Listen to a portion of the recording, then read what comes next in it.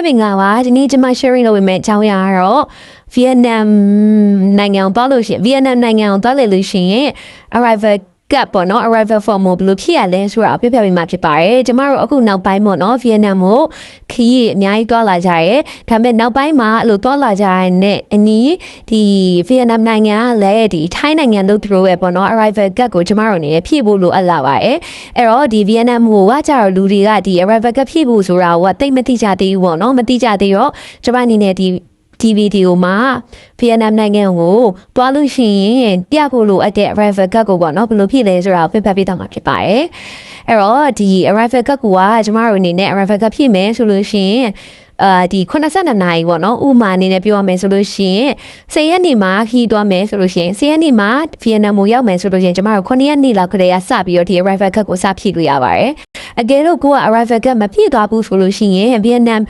တဲ့ကိုရောက်တော့မှ Vietnam လေဆိပ်ထဲကိုရောက်တော့မှကျမတို့အနေနဲ့ immigration တန်းစီနေတဲ့အချိန်မှာကိုယ်လည်းရောက်တော့မှ arrival ကမပါဘူးဆိုလို့ရှိရင်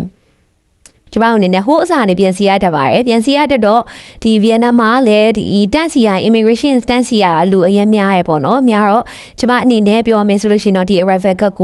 ကိုခီးသွားဖို့အလို3ရက်လောက်တည်းရပေါ့နော်ကျမတို့အနေနဲ့ကျမတို့အနေနဲ့ပြင်ဆင်ပြီးတော့ဖြည့်သွားပေးတာကတော့ကောင်းတယ်လို့ထင်ပါရဲ့အဲ့တော့အခုပေါ့နော် Vietnam ကိုသွားလို့ရှိရင် arrival card ဘယ်လိုဖြည့်ရလဲဆိုတာကိုပြပြပေးမှဖြစ်ပါတယ်အဲ့တော့ကျမတို့အနေနဲ့ဒီမှာဒီ website ပေါ့နော် .immigration.gov.vn ဆိုရဲ website ကိုဝင်ရပါမယ်ဝင်ပြီးဆိုလို့ရှိရင်ကျမတို့အနေနဲ့ဒါလေးတွေ့ပါမယ်တွေ့ပြီဆိုလို့ရှိရင်ဘာကိုအရင်စနှိမ့်မလဲဆိုတော့ကျမတို့အနေနဲ့ create and submit pre-arrival information ဆိုတာလေးကိုနှိပ်ပါမယ်နှိပ်ပြီးဆိုရင် capture verification ပေါ့နော်ဒါကတော့တရားနဲ့တရားတူမှာမဟုတ်ဘူးဒီအပေါ်မှာတွေ့တဲ့ဟာလေးကိုကျမတို့မေးရပါတော့ဒီဖြစ်နေတဲ့လူကဒါကိုမြင်ရလားမမြင်ရလားဆိုတာကိုကြည့်ပြီးတော့သူကပြန်ပြီးတော့ capture လုပ်တာပါအဲ့တော့ဒီမှာဒီဟာလေးကိုမြင်တဲ့ဟာလေးမှာရေးလိုက်ပါတယ် verify နှိပ်ပါမယ်နှိပ်ပြီးလို့ဆိုလို့ရှိရင်ကျမတို့ဒီ pre-arrival information မှာပထမဆုံးအနေနဲ့ nationality ရွေးရပါတယ် nationality ရွေးမယ်ဆိုလို့ရှိရင်ကျမတို့မြန်မာဖြစ်တဲ့အတွက်ကြောင့်မို့လို့မြန်မာသူရွေးပါမယ်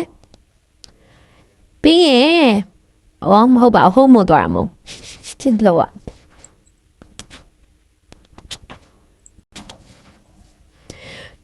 ကျမတို့အနေနဲ့ပထမဆုံးအနေနဲ့ဒီတစ်ဆင့်မှာပေါ့နော် select your nationality ဆိုပြီးပြောရတဲ့အတွက်ကြောင့်မို့လို့ကျမတို့အနေနဲ့မြန်မာဆိုပြီးရွေးပါမယ်ရွေးပြီးပြီဆိုလို့ရှိရင် next ကိုသွားပါမယ်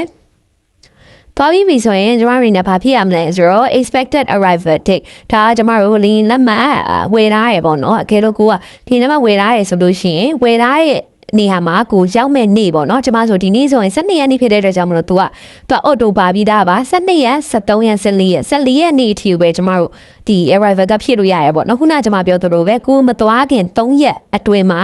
စပြီးတော့ဖြည့်လို့ရတာဖြစ်ပါတယ်ကိုမသွားခင်3ရက်ထက်အလိုလည်းမရအောင်3ရက်ထက်နောက်ကျပြီးတော့လည်း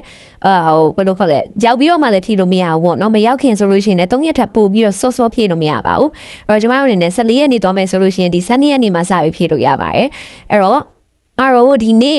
ဒီနေ့ရောက်မယ်ဆိုလို့ရှိရင်လည်းဒီနေ့ဖြည့်လို့ရရပေါ့နော်အဓိကကတော့ဗာလဲဆိုတော့ဒီနေ့ဆိုလို့ရှိရင်ကျွန်မ3ရက်အလိုတည်းစပြီးဖြည့်လို့ရတယ်ဒီနေ့အပါဝင်3ရက်လို့ဖြည့်လို့ရတယ်အကယ်လို့14ရက်နေ့ဆိုလို့ရှိရင်လည်းကျွန်မတို့ဒီနေ့ရက်စပြီးဖြည့်လို့ရတယ်ပေါ့နော်အဲ့တော့ဒါဒီမှာကျတော့ကိုယ့်ရဲ့လေးလက်မှတ်မှာပါရဲ့ကိုရောက်မဲ့နေ့ arrival date ပေါ့နော်ဒီ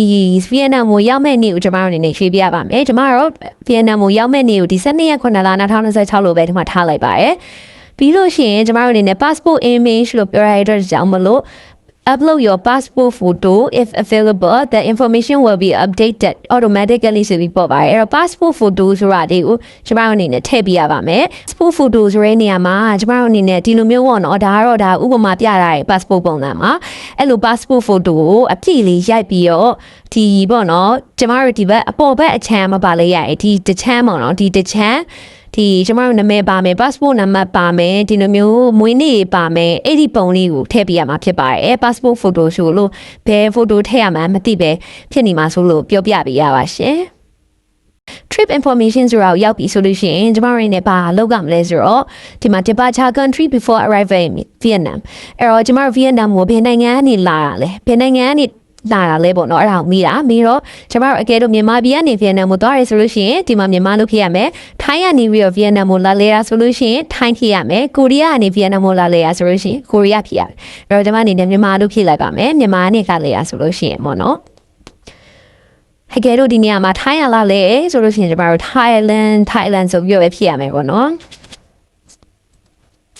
ပြီးလို့ရှိရင် purpose of travel ကျမတို့ဘာကြောင့်လာတာလဲ travel ဆိုရင် travel ဒါ business trip ဆို business trip ပေါ့နော်ကျမတို့ travel ပဲယူပြီးလိုက်ပါမယ်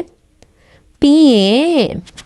မြန်မာလေးပြန်ပြောင်းလိုက်မယ်ပေါ့နော်ပြီးလို့ရှိရင်ကျမတို့ mode of travel ဘာနဲ့ဝင်တာလဲအကယ်လို့ကိုကလေယာဉ်နဲ့ဝင်တာဆိုလို့ရှိရင် air နဲ့ယူလို့ရတယ်အကယ်လို့ကိုကလေယာဉ်နဲ့မဟုတ်ဘူးဒါကားနဲ့ပေါ့နော်တခြားနိုင်ငံကြီးတွားပြီးတော့ကားနဲ့ဝင်လာတာဆိုလို့ရှိရင် land နဲ့ယူရပါမယ်ဒီတင်မောဆိုလို့ရှိရင်တင်မောနဲ့ပေါ့နော်ဒါကျမတို့ကတော့လေယာဉ်နဲ့သွားတာများတဲ့အတွက်ကြောင့်မို့လို့အများစုကလေယာဉ်နဲ့ပဲသွားကြပြတဲ့အတွက်ကြောင့်မို့လေယာဉ်ဆိုပြီးယူလိုက်ပါမယ် air ဆိုပြီးယူလိုက်ပါမယ်ဖွင့်လာတာကြာလို့ကျမထပ်ပြီးတော့ recap ချမေးပါတယ်အဲ့တော့ဒီမှာ air ကိုကျမရွေးလိုက်ပါမယ်ရွေးပြီးပြီဆိုလို့ရှိရင်ကျမတို့အနေနဲ့ဒီ flight ပေါ့နော်ဒီမြန်မာဆိုရင်မြန်မာကနေပြီးတော့လာတဲ့ flight ဒီ flight number ကိုရေးရပါမယ်ပြီးနေဒီ flight number မှာဆိုလို့ရှိရင်ဒီမှာကိုသွားမဲ့ကိုလာတဲ့ flight ပေါ့နော်အဲ့ flight number ကိုရေးလိုက်လို့ရပါတယ်အကယ်လို့ကိုကဥပမာအဖြစ်ဒီနံပါတ်ပဲထားပါတော့ပေါ့နော် 5Y8 6664လာရဲဆိုလို့ရှိရင်ကျမတို့နေဒီမှာပေါ်တာခိတ်ခါရဲပေါ်ပါရဲဖဲ airport လဲဆိုတာပေါ့နော် Saigon ဒီ Danson Nut လာအဲ့ international airport ကိုရောက်တယ်ဆိုပြီးတော့ flight number မှာရွေးလို့ရပါတယ်အဲ့တော့ဒါကြတော့ကိုသွားမဲ့ flight ပေါ်မှာမူတည်ပြီးတော့ကိုလာတဲ့ flight ပေါ့နော်အဲ့ flight number ပေါ်မှာမူတည်ပြီးတော့ရေးပြရမှာဖြစ်ပါတယ်အကယ်လို့ကိုလာတဲ့ flight ကဒီထဲမှာရွေးစရာမပါဘူးဆိုလို့ရှိရင်ဘာလုပ်လို့ရလဲဆိုတော့အကယ်လို့8တန်ပေါ့နော်8တန်ဆိုလို့ရှိရင်ကျမတို့sorry 8တန်ဆိုရင်ဒီလိုမျိုးသူပေါ်ရဲပေါ့နော်ဒါ Hanoi လား Saigon လား 8M0335 ဆိုလို့ရှိရင်ကျမတို့အနေနဲ့ဒီ Saigon မှာဆင်တာပေါ့နော်အဲ့လိုမျိုးရွှေ့လို့ရပါတယ်ဒါကတော့ကိုဝယ်ထားတဲ့လေယာဉ်လမ်းမပေါ်မှာမူတည်ပြီးတော့ flight number တွေမတူပါဘူးကိုလေယာဉ်လမ်းမမှာပါတဲ့ flight number တွေကိုထည့်လိုက်ပါထည့်လို့ရှိရင်ကျမတို့ဒီလိုတန်းပေါ်ရဲပေါ့နော်ဒီကပေါ်တာကိတ်ကကျမတို့ထိုက်ရွေးစရာမလိုပါဘူးတော့သူတန်းပေါ်ပါတယ်ပြီးလို့ရှိရင်ကျမတို့အနေနဲ့ type of accommodation in Vietnam မှာကျတော့ကျမတို့ hotel တဲမယ်ဆိုလို့ရှိရင် hotel ရဲ့လိပ်စာကိုဒီမှာထည့်ရပါတယ် hotel ရဲ့လိပ်စာအကယ်လို့ Saigon ဒီ Ho Chi Minh မှာဆိုလို့ရှိရင်ကျမတို့ Ho Chi Minh CD ဆိုတာယူရပါမယ်ပြီးလို့ရှိရင်ဒီမှာလိပ်စာရေးပေါ့နော် what ဆိုလို့ရှိရင်ဘယ် what မှာလဲဆိုတာကျမတို့ရွေးပြရပါတယ်အကယ်လို့ကျမတို့ဒီမှာပေါ့နော်လိပ်စာကဒီမှာဥပမာအဖြစ် TTC Hotel Airport Hotel မှာတည်းမယ်ဆိုရင်ဒီ Airport Hotel ဆိုပြီးရိုက်ပြီးတော့ရေးလိုက်ပြီးဆိုလို့ရှိရင်ကျမတို့အနေနဲ့ဒီမှာ accommodation address လည်းဖြည့်ပြီးပါပြီဒါကတော့ကိုတဲမဲ့လိပ်စာလိုက်ပေါ့နော်ကိုတဲမဲ့ hotel လိုက်ကိုကျမတို့ရွေးပြီးတော့ဖြည့်ပြရပါမယ်ပြီးလို့ရှိရင် workplace information ကကျမတို့မရေးလေးရပါတယ်ပြီးတော့ expected date of departure from Vietnam ကကြာ Vietnam ကနေပြီးကိုဘယ်နေ့လောက်ပေါ့နော်ပြန်ပြစ်မလဲဆိုတာပေါ့နော်အဲ့ဟာကိုကျမတို့အနေနဲ့ရွေးရပါမယ်အကယ်လို့ကိုက14ရက်နေ့လောက်ပြန်ပြစ်မယ်ဆိုရင်14ရက်ကိုရွေးထားလိုက်ပါမယ်အဲ့ဆိုရင်အပေါ်ကဟာပြီးပြီပေါ့နော်ကျမတို့ဘယ်ကနေပြီးတော့လာလဲပြီးလို့ရှိရင်ဘာနဲ့လာလဲဒီလေရင်သားကားလာဘာလာပေါ့နော်အဲ့မျိုးပေါ့ပြင် flight number လေးထည့်ရတယ်ပြီးလို့ရှိရင် hotel ကိုဘယ် hotel မှာတဲမယ်ဆိုတဲ့ဟာလေးရေးပြရပါတယ်ပြီးလို့ရှိရင်ဘယ်နေ့ပြန်မယ်ဆိုပြီးတော့ expect လုပ်ထားလဲပေါ့နော်အဲ့ဟာကိုကျမတို့နေရေးပြရပါတယ်ပြီးလို့ရှိရင်ကျမတို့အနေနဲ့ review and submit ဆိုတာလေးကိုနှိပ်ကပါမယ်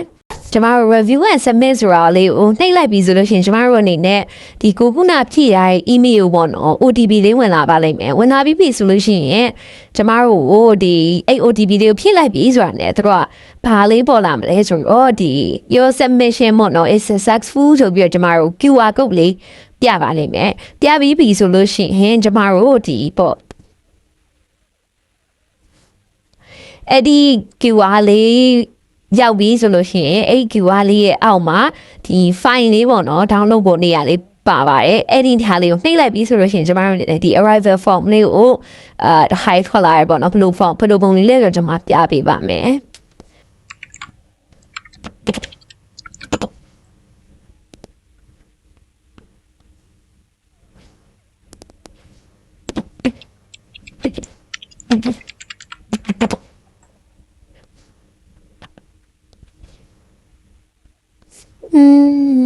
I love my dirt bullshit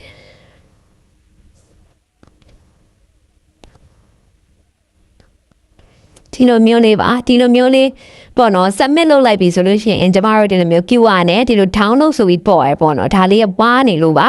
အကယ်လို့ပေါ်ပြီဆိုဒီ download ဆိုတာလေးကိုနှိပ်လိုက်ပြီဆိုလို့ရှိရင်ကျမတို့ arrival form လေးဆိုပြီးတော့ရပါလိမ့်မယ်အဲ့ arrival form ရပြီဆိုလို့ရှိရင်အဲ့ arrival form လေးကိုကျမတို့အနေနဲ့ဒီဟိုပေါ့ print ထုတ်ပြီးပဲဖြစ်ဖြစ်ဖုန်းကနေပြီးတော့ဖုန်းထဲမှာ save ပြီးတော့ပဲဖြစ်ဖြစ်ပေါ့နော်ခိုင်းလာပြီဆိုလို့ရှိရင်အဲ့ arrival form လေးကိုကျမတို့အနေနဲ့ဒီ airport မှာဒီပြပြီဆိုလို့ရှိရင်ဒါ arrival form လေးက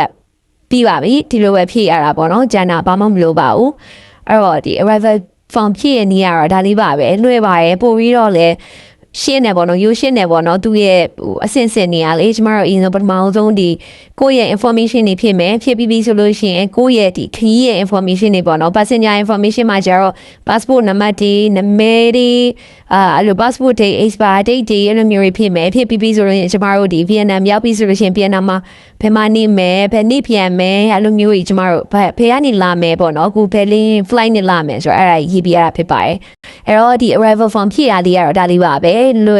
ယ်ပါတယ်အဲ့တော့ဒီဗီဒီယိုကြည့်ပြီးတော့ပြောဒီကျမအနေနဲ့ပြောပြသွားတဲ့အကြောင်းအရာတော့ Vietnam ရဲ့ arrival form ဖြည့်နေဖြစ်ပါတယ်ဒီဗီဒီယိုလေးကြည့်ပြီးတော့ like လုပ်ရလဲလွယ်မယ်လို့ညွှန်နေပါတယ်အားလုံးကျေးဇူးတင်ပါတယ်ရှင်